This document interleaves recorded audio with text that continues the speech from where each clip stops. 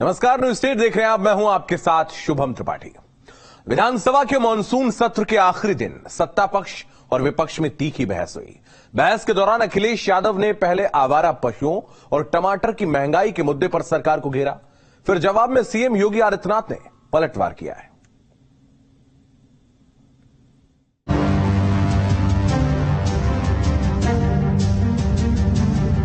तुम्हारे पांव के नीचे कोई जमीन नहीं, कमाल यह है फिर भी तुम्हें यकीन नहीं। विधानसभा के मानसून सत्र के आखिरी दिन सीएम योगी ने विपक्ष पर कुछ इसी अंदाज में कटाक्ष किया। सत्र के आखिरी दिन सीएम योगी ने अखिलेश यादव पर एक के बाद एक कई तंज कसे। उन्हें जमीनी हकीकतों की कोई जानकारी नहीं है और तुलसीदास जी ने बात कही भी, समर्थ को नहीं दोष गुसाएं। ऐसे ही लोगों पे बातें अक्सर से सही बैठती हैं। जो लोग जन्म से चांदी के चम्मच में खाने के आदी हैं, वे एक गरीब की पीड़ा को क्या समझेंगे। सीएम यही नहीं रुके, उन्होंने अखिलेश यादव पर एक के बाद एक कई तंज कसे। दरअसल अखिलेश किसानों के मुद्दे पर सरकार पर हमलावर रहते हैं। किसानों के मुद्दे पर ही सदन में सीएम योगी ने अखिलेश पर पलटवार किया। इस दौरान उन्होंने शिवपाल यादव को भी नसीहत दी। इतिहास गवाह है कि जब परिवार में सत्ता का संघर्ष आगे बढ़ता है तो कुछ न कुछ चीजें तो सामने आएंगी, और पुराने जो है अनुभवी नेता हैं, शिवपाल जी तो इतना पापड़ बेले हैं तो कुछ तो सामने आएगा, कुछ तो परिणाम सामने आने चाहिए। और शिवपाल जी, आपके प्रति हमारी बहुत सहानुभूति है। आपके साथ अन्याय हुआ है, हम जानते हैं। अखिलेश अक्सर सांड को लेकर ट्विटर पर सरकार को घेरते रहते हैं। सदन में भी बोलते हुए अखिलेश यादव ने सांड का जिक्र किया था, जिसका जवाब सीएम योगी ने भी सदन में ही दिया। हमें उम्मीद है कि अगर $1 ट्रिलियन की इकोनॉमी का सपना देख रहे हैं तो थोड़ा इधर भी ध्यान देंगे। ये जो जाने जा रही हैं, कभी गुलदार से, कभी टाइगर से, टाइगरेस से, या कुत्तों से, और कभी सांड से। नेता सदन सांड का नाम आते ही आप मुस्कुराने लगे। आपके समय में ये बूचड़ खानों के हवाले होता था, हमारे समय में यही पशुधन का पाठ बना हुआ है। हम तो नंदी के रूप में पूजा करते हैं सांड की, हम तो करते ही हैं। शिवपाल जी, क्या आप नहीं करते हैं? क्या करते हैं ना? तो कुछ तो समझाया करो। हाल ही में ओम प्रकाश राजभर एनडीए में शामिल हुए हैं। वो लगातार अखिलेश यादव पर तंज कस रहे हैं। सदन में सीएम के संबोधन के दौरान शिवपाल ने राजभर को लेकर जो कुछ कहा, उस पर पूरा सदन हंसने लगा। माननीय मुख्यमंत्री जी, आपने देखिए, आपका हम सम्मान मेरे करते हैं। साथी को जल्दी शपथ दिला देना है जो मेरे ही साथ आ जाए। हाँ, ठीक है।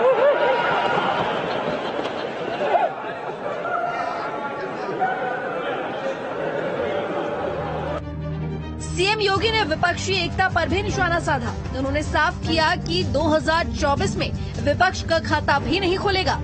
अभी आपके यहाँ पूरा फुर्सत है, आपके पास भी।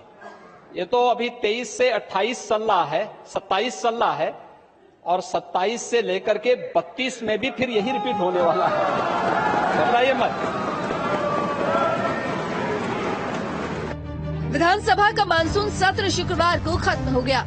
ये महज 5 दिन तक चला। इस दौरान कई विधेयक पास हुए और कई मुद्दों पर बहस भी हुई। सत्र के आखिरी दिन जहां अखिलेश ने सरकार को सदन में घेरने की कोशिश की, तो वहीं सीएम ने भी विपक्ष को करारा जवाब दिया। Team news state. वहीं सदन में जब सीएम योगी फसलों की एमएसपी पर बोलते हुए समाजवादी पार्टी की सरकार से तुलना कर रहे थे, उस दौरान शिवपाल यादव ने कुछ ऐसा कहा जिससे सदन में मौजूद सभी विधायक और मंत्री हंसने लगे।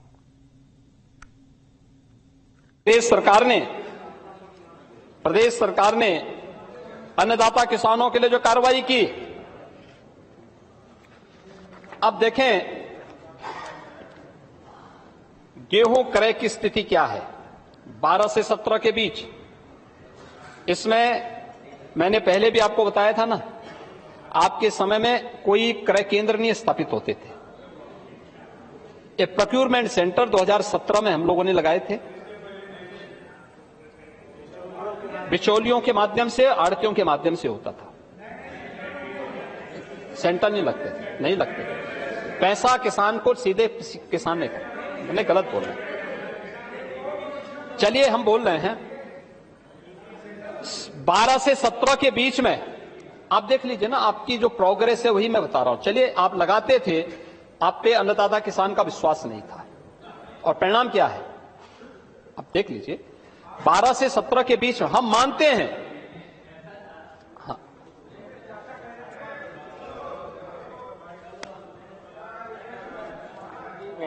जितना आपका क्रय केंद्र पर निर्धारण किया जाता था, मंडी में 5 रुपए 10 रुपए अधिक करा दिया था, सीधा किसान मंडी में चला जाता।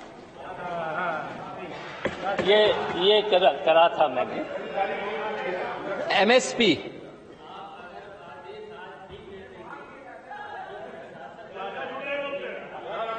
कभी क्रय केंद्र पे जाएगा ही नहीं किसान, सीधा मंडी में चला आ जाएंगे।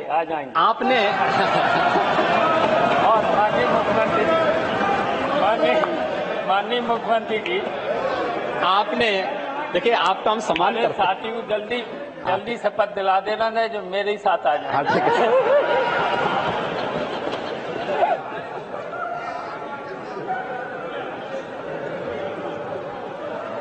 आपने शिवपाल जी, आपने अगर ये इमला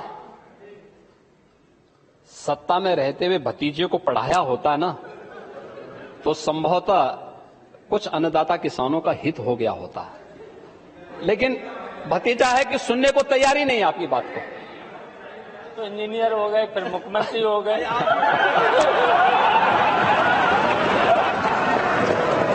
मुख्यमंत्री को भी पढ़ाई करा देनी चाहिए। कुछ ट्यूशन ले लो आप इनसे।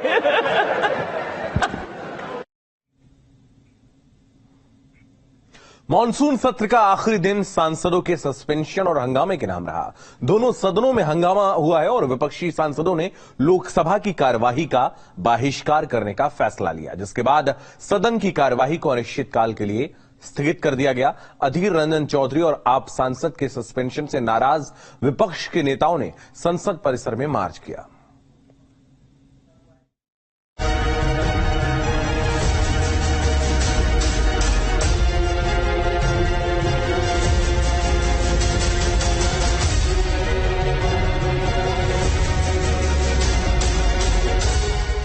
संसद के मानसून सत्र का आखिरी दिन कांग्रेस और आम आदमी पार्टी के सांसद के निलंबन के नाम रहा। इसके विरोध में विपक्ष के नेताओं ने दोनों सदनों में जमकर हंगामा किया। विरोध में विपक्षी सांसदों ने संसद परिसर में मार्च निकाला।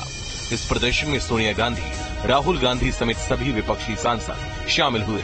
मणिपुर मामले को लेकर राहुल गांधी के नेतृत्व में तमाम जो सांसद हैं वो यहाँ पर प्रदर्शन करते हुए नजर आ रहे हैं। अब तस्वीरों में देखिए कि राहुल गांधी खुद यहाँ और जो है प्रदर्शन कर रहे हैं और आगे लगातार बढ़ते जा रहे हैं। और तमाम जो इंडिया के घटक दल हैं वो इस प्रदर्शन में शामिल हैं।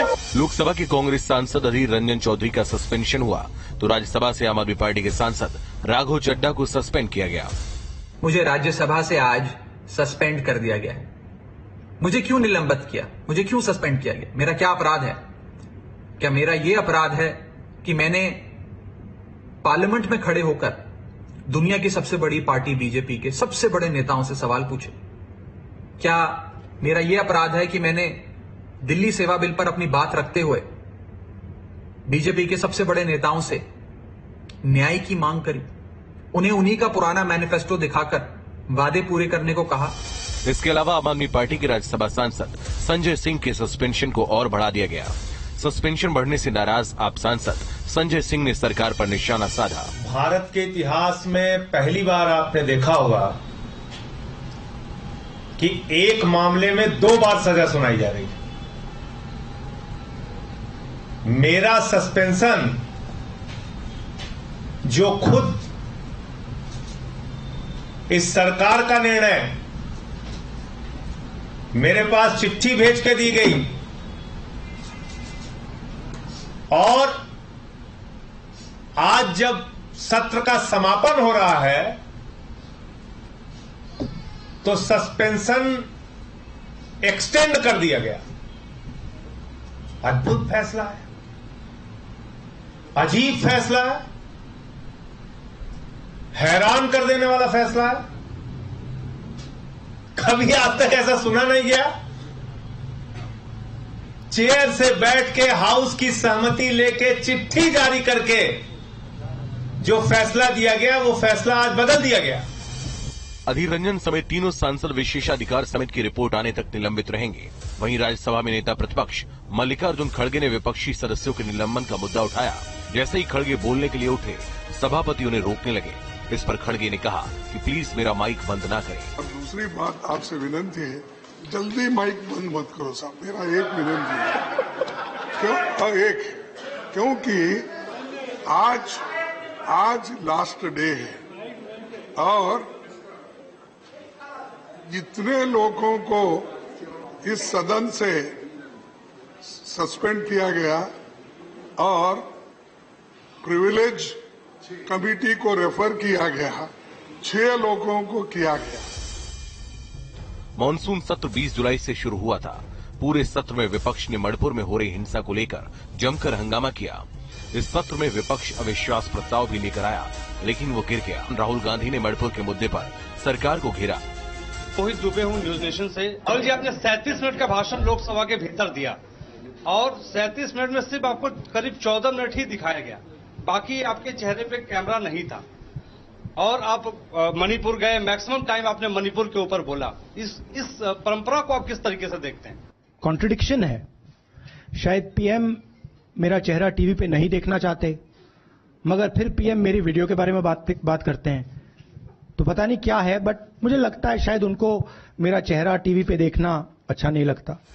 हालांकि इस हंगामे के बीच सरकार ने कई बिल पास भी करा लिए हैं। Team news state.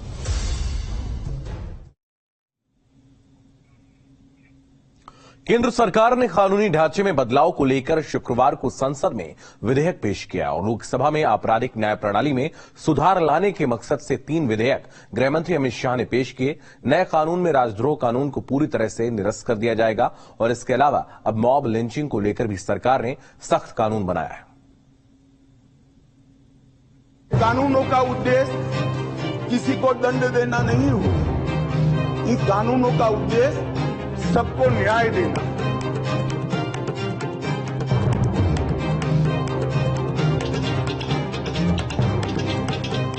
15 अगस्त को पीएम मोदी ने लाल किले की प्राचीर से देश के सामने 5 प्रण रखे थे। उनमें से एक प्रण था देश से गुलामी की सभी निशानियों को मिटा देना। पीएम मोदी के इन 5 प्रणों में से एक पूरा कर दिया गया है। मोदी सरकार ने देश के कानूनी ढांचे में बड़े बदलाव की ओर कदम बढ़ाया है।